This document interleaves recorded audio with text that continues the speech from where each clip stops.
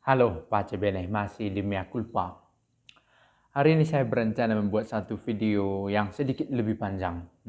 Ada saja yang meminta, tolonglah dibuat video yang lebih panjang, katanya. Biasanya saya tidak sabar membuat video yang panjang. Tapi oke, kita coba kali ini. Maria Bunda Allah. Kita mau berbicara tentang itu. Dan saya punya satu buku di sini. Kita mau membaca bersama. Mudah-mudahan tidak begitu membosankan. Kalau terasa bosan, bisa didengar sambil melakukan pekerjaan lain. Saya punya satu buku teologi sistematika yang bagus, saya pikir baik kita baca. Salah satu referensi, selalu kurang banyak buku yang bisa kita pakai. Tapi ini salah satu yang bisa dipakai. Teologi sistematika. Kemarin ada yang mengatakan, mengapa orang Katolik, pastornya atau apalah yang berkhotbah membuat renungan, jarang mengatakan, saya bermimpi, Roh Kudus, dalam mimpi Roh Kudus berbicara kepada aku bahwa, dan seterusnya. Atau dalam renungan dikatakan, Roh Kudus membimbingku untuk pergi, bla bla bla, dan seterusnya. Ketika saya melakukan sesuatu, saya mendengarkan Roh Kudus berkata kepadaku supaya aku pergi ke sana misalnya. Mengapa itu jarang? Ketika kita berbicara tentang Roh Kudus dan gerakannya, kita berbicara tentang pneumatologi. Dan itu dipelajari, didalami belakangan ini. Di dalam gereja Katolik, bukan berarti selama ini gereja Katolik tidak mengenal Roh Kudus, tetapi cara, metode, kebiasaan yang dipakai oleh orang Katolik untuk mewarta tidak seperti itu. Menurut saya ya, meskipun ada saja yang pastor atau umat yang karismatis, mengikuti ibadat karismatik yang memakai peristilahan itu. Dan ini bukan satu kekakuan, ada saja yang memakai. Karena pengalaman iman itu sangat personal. Ya, sangat bersifat pribadi. So, kita mau berbicara tentang Maria. Ada bidang ilmu yang khusus, cabang dari teologi ini, yang berbicara tentang itu, Mariologi. Kita bisa lihat, buka. Saya tadi membaca ini secara khusus dalam membuat renungan pada hari ini tentang Maria Bunda Allah. Apa bacaan yang dipakai? Bacaan dari masa Natal yang pernah kita dengarkan ketika malaikat memberi kabar kepada para gembala, dan gembala pergi cepat-cepat menemui anak Yesus itu, dan mereka memberitahukan apa yang diberitahukan malaikat kepada mereka. Apa kata malaikat? Satu kesukaan besar, kamu akan sang juru selamat lahir, Tuhan. Dan itu diberitahukan oleh para gembala kepada Maria, kepada Yosef. Dan ini yang dikatakan, Maria menyimpan semua perkara itu dalam hatinya dan merenungkannya. Bahwa yang lahir ini adalah anak Allah. Dan Maria Bunda Allah. Nah, bagaimana itu kita dengarkan di sini? Kita bisa lihat ada banyak sebenarnya sumber berbicara tentang Maria. Kita mau sadari bahwa Maria Bunda Allah adalah satu gelar yang diberikan kepada Maria dan ada pendasaran dogmatis. Atau boleh dikatakan bahwa itu bagian dari dogma gereja Katolik. Maria Bunda Allah, Maria tetap perawat, Maria Virgo Virginis, Maria dikandung tanpa noda dosa, dan Maria diangkat ke kemuliaan surgawi. Semua ini menjadi penting, menjadi berarti karena ia mengandung sang putra. Itu yang mendasar yang bisa kita bicarakan tentang Maria dengan gelar-gelar yang dia miliki. Cukup tebal juga tulisan ini. Belum sebenarnya saya buat summary yang secara eksplisit berbicara tentang siapa Maria itu, tetapi kita bisa melihatnya pelan-pelan. Sebagai catatan pendahuluan, 3 hal mau dikemukakan, yaitu sepatah kata tentang istilah Mariologi, Mengapa disebut sebagai Mariologi? Dan pokok manakah yang akan dibahas kalau kita berbicara tentang Mariologi?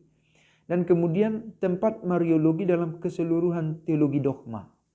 Dan akhirnya bagaimana sistematika dari materi tentang Mariologi ini. Istilah Mariologi dimaksudkan sebagai ajaran tentang Maria. Kalau kita pernah mendengar istilah itu, Mariologi berarti logos, ilmu, pengetahuan yang berbicara tentang Maria.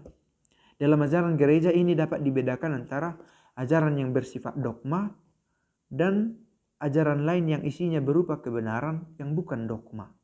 Dogma itu mengikat dalam arti ketika saya mengatakan diri saya sebagai Katolik, maka saya menerima ajaran dogmatis ini. Bahwa Kristus adalah anak Allah misalnya.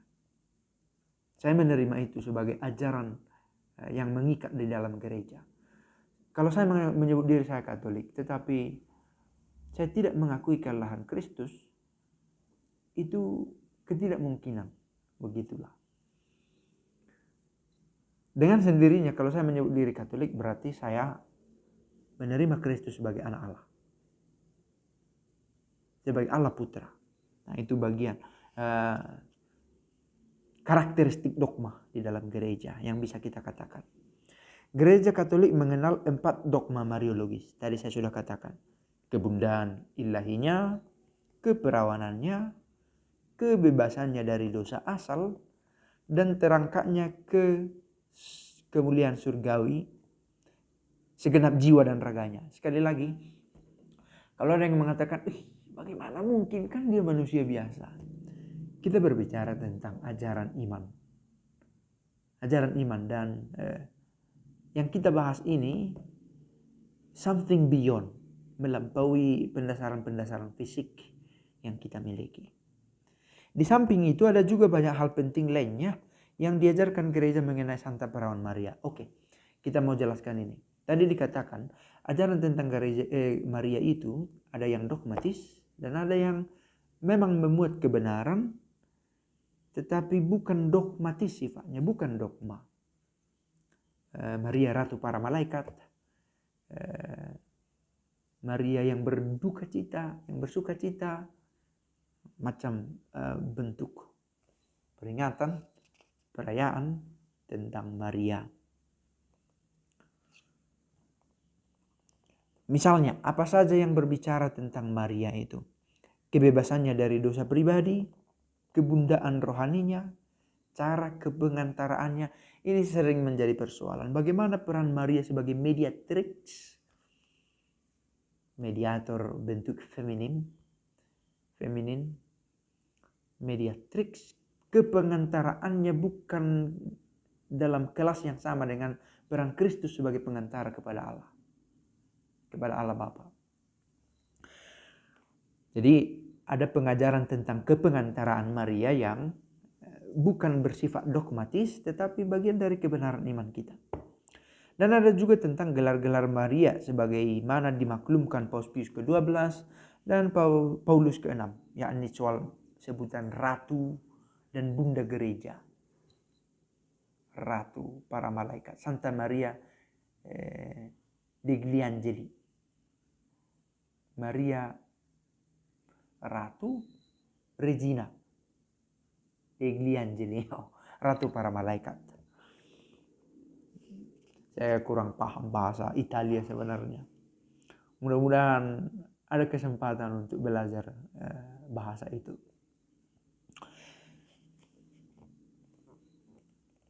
Begitu, oke.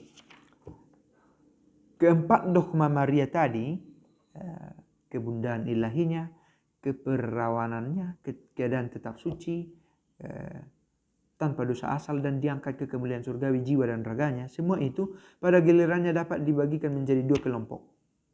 Pengakuan gereja bahwa Maria adalah Bunda Allah dan Perawan menjadi kedua dogma yang pertama dalam sejarah Mariologi.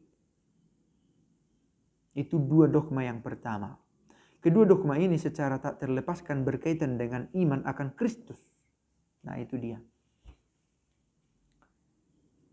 dogma yang bagian pertama ini, Maria Bunda Allah dan Maria tetap perawan, menjadi penting karena kita berbicara tentang Kristus juga. Sebagaimana telah berkembang dalam gereja zaman kuno, khususnya pada abad keempat dan terutama abad kelima, 1500-1600 tahun yang lalu, bahkan 1700 tahun yang lalu. Dan akhirnya dirumuskan secara resmi dalam dogma kristologis. Kedua dogma mariologis lainnya yaitu terkandungnya Maria tanpa noda dosa dan terangkatnya Maria ke surga boleh disebut sebagai dogma yang dalam tanda petik baru. Karena dibandingkan dengan dua dogma yang tadi, dogma yang kedua, bagian kedua ini dikandung tanpa noda dosa dan diangkat ke kemuliaan surga, baru dimaklumkan jauh kemudian, masing-masing abad ke-19 dan 20. Nah, ternyata ajaran tentang iman itu dirumuskan dalam perkembangan juga. Ya, tentu saya pikir iman akan Kristus tidak langsung dirumuskan dengan gampang sekali jadi. Kita bisa melihat itu dalam sejarah dokumen-dokumen gereja kita. Kitab suci kita tidak sekali jadi. Berproses, diredaksi dengan tuntunan ilahi yang kita tahu bahwa kita yakin bahwa itu diinspirasi oleh Allah.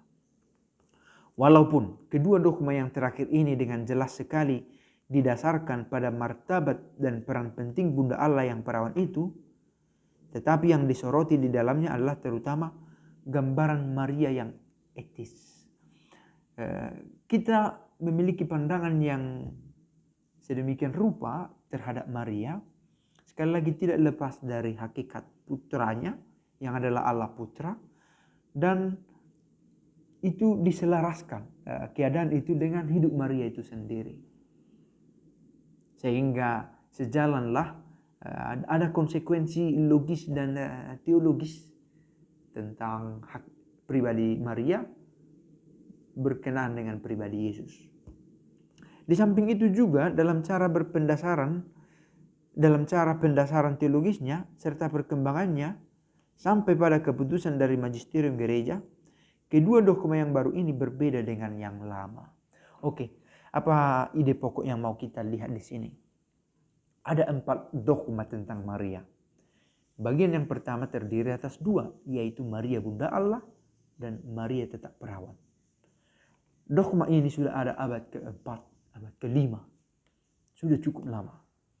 Dan ini dirumuskan setelah menyadari siapa Kristus di dalam gereja, dalam refleksi iman kita.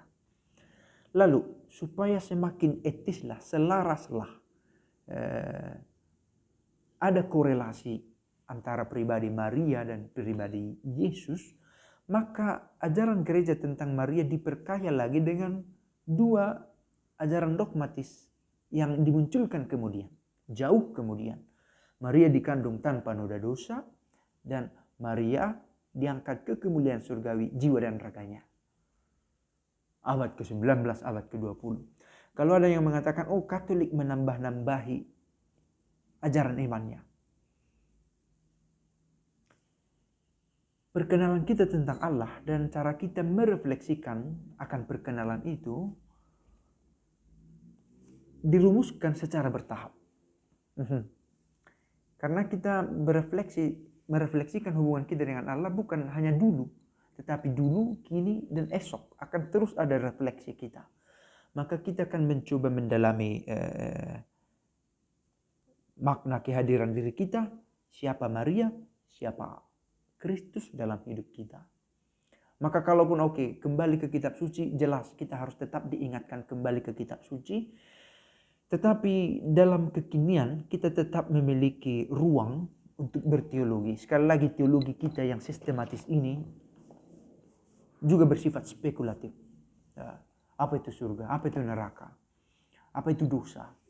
Nah, siapa saja yang sudah bisa kita sebut berdosa? Siapa saja yang dibebaskan, diselamatkan? Kita memiliki ajaran-ajaran tentang itu. Oke, Di sini dijelaskan sebenarnya tentang Mariologi dalam keseluruhan teologi sistematika. Kalau kita lihat cover buku ini, sebenarnya mulai dari atas sebagai poin yang penting, teologi wahyu dan iman. Ada wahyu, itu yang terutama. Allah merevelasikan dirinya, dan kita melihat serta merefleksikan itu dan menanggapi pewahyuan diri Allah dengan iman. Dari bawah ke atas, wahyu atas ke bawah.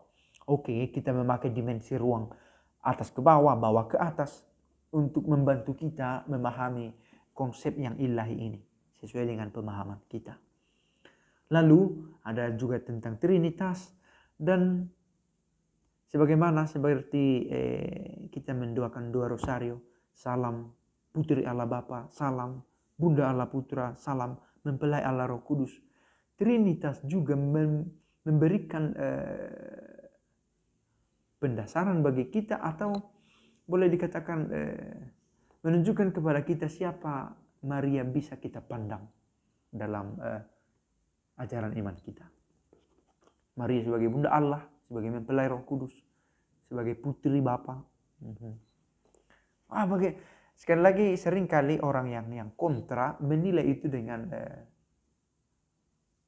konsep-konsep baku yang sudah kita miliki. Bagaimana mungkin Allah itu serentak suaminya, serentak anaknya, serentak bapaknya? Jawaban untuk pertanyaan ini bisa dengan gampang kita temukan kalau kita sudah sungguh dengan gampang merumuskan siapa itu Allah. Tapi tentu ada proses perkembangan iman kita. Sebagaimana sering dikatakan, pertemuan dengan Allah itu berpuncak pada kehidupan abadi yang kelak, yang kita yakin kita alami sebagai orang beriman. Benih Mariologi dalam kitab suci dan pertumbuhannya pada awal tradisi ini pun penting rasanya kita bahas. Hari ini dalam waktu video saya buat video ini, saya berbicara tentang Maria Bunda Allah. Tapi kalau dipikir-pikir, oke, abad keempat, abad kelima sudah ada ajaran tentang ini. Tetapi di mana akarnya di kitab suci? Supaya jangan dikatakan, Katolik mengada-ada, rumusan iman ini ditambahi kemudian. Bagian ini, bagian dari bab tentang Mariologi yang berakar di kitab suci berbicara tentang pendasaran Mariologi yang sudah ditemukan pada abad pertama dan kedua Masehi. Semuanya mula-mula secara lisan yang dikatakan. Kemudian melalui pembukuan dalam Injil. Sekali lagi diterangkan kepada kita, ajaran iman kita tidak dengan segera langsung tertuang dalam buku. Yesus tidak menulis satu lembar pun. Tulisan Yesus ada di tanah ketika kehadapannya dibawa pelacur itu. Selebihnya tidak ada buku yang dia tulis. Maka ajaran tentang dia dirumuskan perlahan-lahan oleh saksi yang langsung berjumpa, oleh orang yang mendapat pengajaran tentang dia. Dan demikian halnya dengan Maria juga. Secara lisan, pertama-tama, mula-mula. Dan melalui pembukuan dalam Injil, tersimpan mengenai Ibu Tuhan Yesus.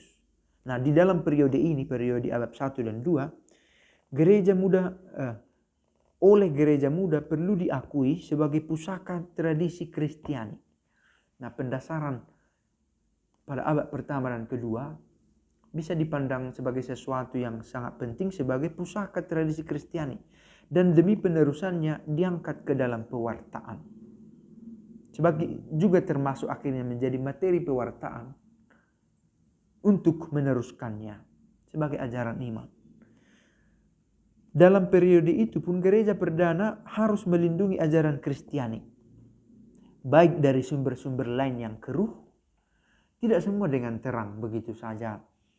Jangankan dulu, apalagi sekarang, bahkan ketika media-media sudah banyak bertaburan, informasi tentang yang benar itu bisa sulit kita dapatkan. Karena ada informasi yang berbeda satu dengan yang lain, bertolak belakang tentang peristiwa yang sama. Siapa yang kita percayai, apa kepentingannya. Dan sama halnya dengan ini, ada sumber-sumber lain yang keruh maupun dari perselisihan doktriner. Maka gereja perdana mencoba merapikan ajaran-ajaran tentang Maria itu. Sudah dimulai sejak abad pertama dan kedua.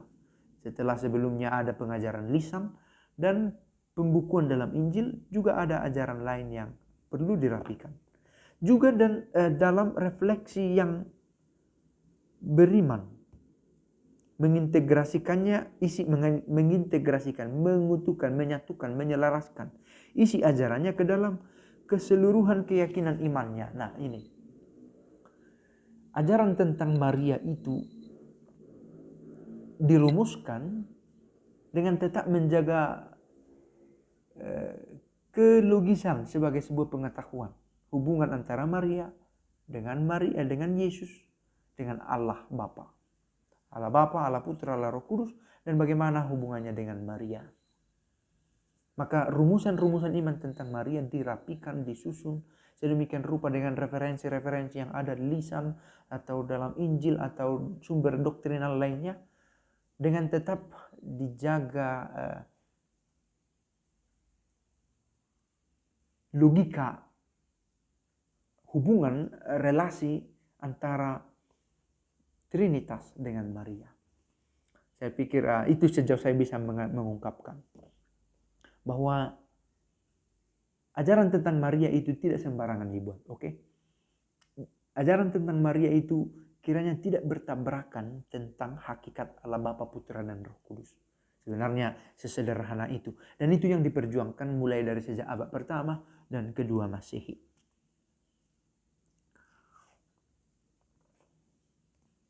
Bertautan dengan itu berlangsunglah proses penetapan sumber-sumber iman yang sejati dan hakiki. Nah, sejalan dengan itu, oke, ajaran-ajaran mana yang akhirnya kita terima, mana yang keruh, diendapkan, mana yang bersih, itu yang kita jaga, itu yang dilakukan oleh gereja perdana.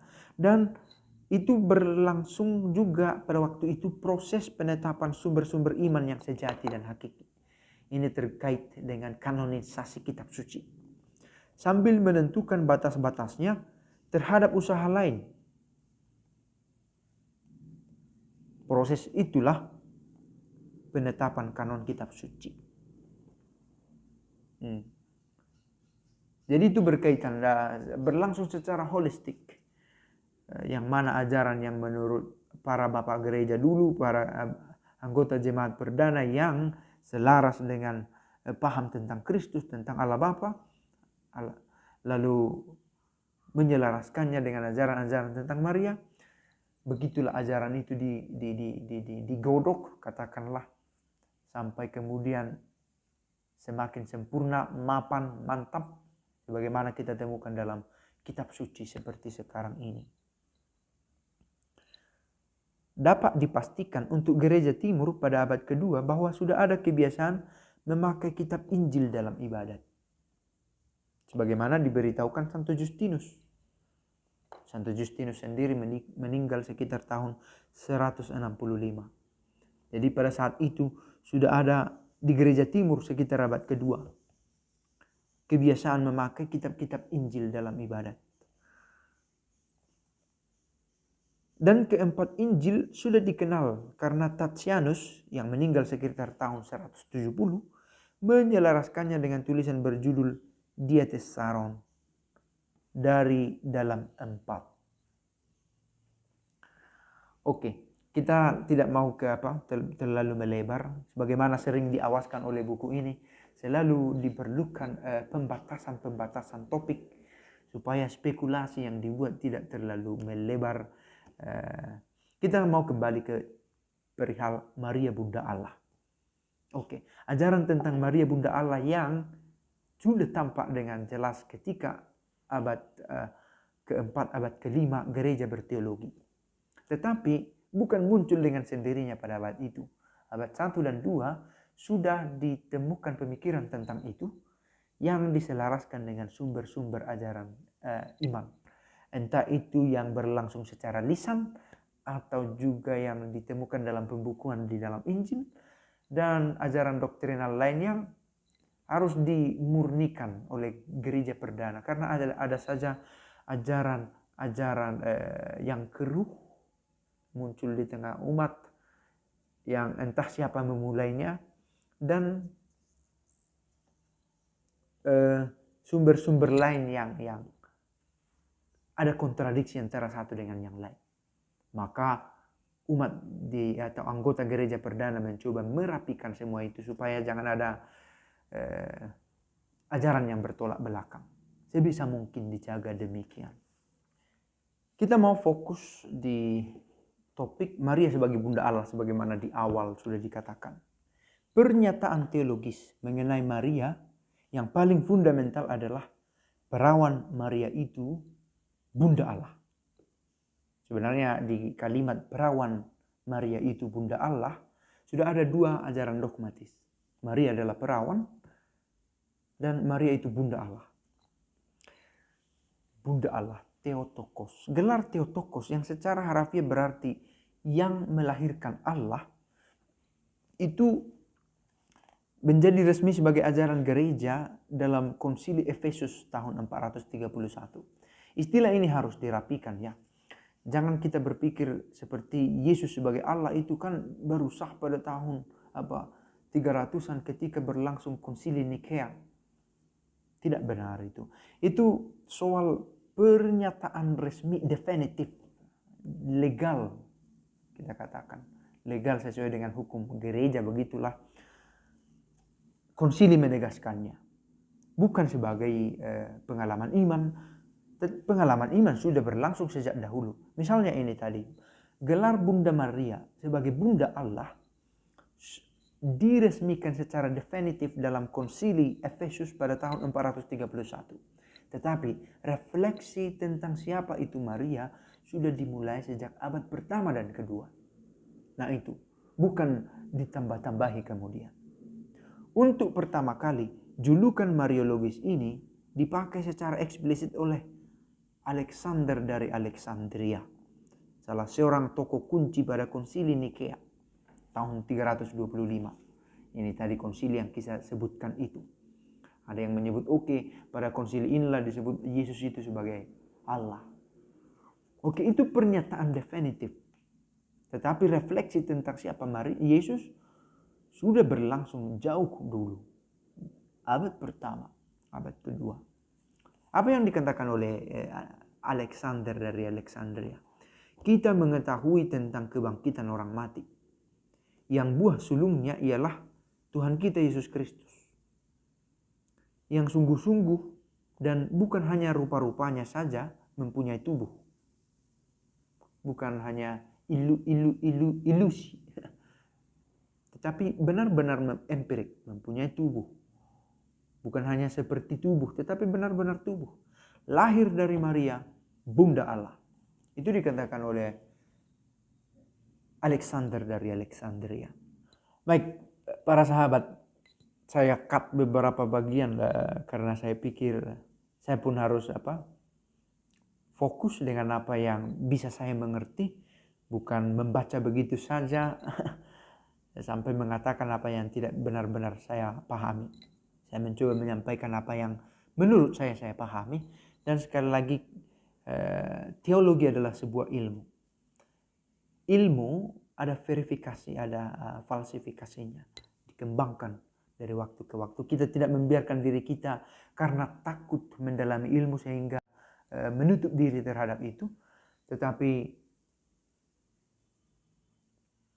kita berusaha terus mengembangkannya. Semoga video ini berguna dan siapa tahu pelan-pelan kita pakai untuk mengembangkan atau menambah wawasan kita. Semoga saja berguna. Pace e bene.